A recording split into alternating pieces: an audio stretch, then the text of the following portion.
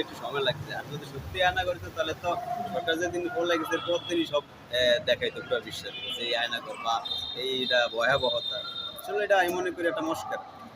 আর এই দেশের জনগণ এখন আপনার আগের থেকে বেশি স্মার্ট আর ভিআইপি। সব পথে পাস পাস। সরকার জনগণ সব বোঝে। সরকার যা চিন্তা করে জনগণ তা আগেই বোঝে। এখনকার মানুষ এগুলো আর খায় না।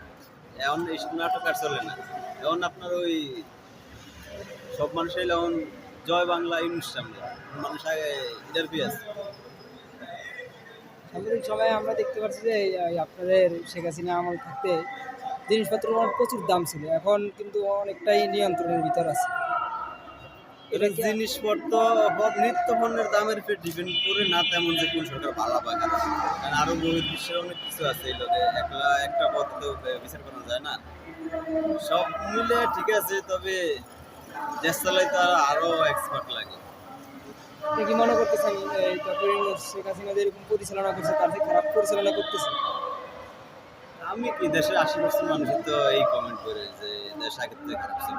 এটা তো আমরা তো সাধারণ পাবলিক যারা সুশীল সমাজের বড় নেতা টকশোতে কথা বলে তারাও তো এটা লাইট করছে না। কথা বলতে হলে এটাই যে সে 15 বছর দাম না করছে এটা এখন 6 মাসে দাম হইতে আছে, তাই না?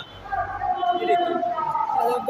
কিন্তু জনগণ তো চাইতেছে যে এরকম সরকার থাকবে, আমাদের আমাদের এরকম সরকার দরকার যে আমাদের সবকিছু নিজেদের আয়ত্তের ভিতর থাকবে।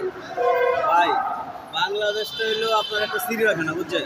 এই জায়গায় সব প্রজাতির প্রাণী বসবাস করে। আপনার এই বাংলাদেশও হিরো আলম সুপারস্টার হলো মেগা স্টার, আবার কাফি বিখ্যাত মানের কবি, এর লুচ্চা কুত্তা কবি। আগে কুত্তার লাগে থাকতে ঘুমাইতো বাসন করতো, অনেক প্রমোশন হয়েছে হালকা, এখন মায়া অন্য করে টানাটানি করে। এই হইলো বাংলাদেশ। আমরা আছি খুব বিপদে, বুঝছেন? যদি উঠতে যাওয়াই না কোনো সিঁড়ি পাইতাম তাহলে হাইটা যাইতাম গিয়া, এটা থাকতে আমার মনে চায় না। মিডিয়া খুললে দেয়া যায় কাফির দেয়া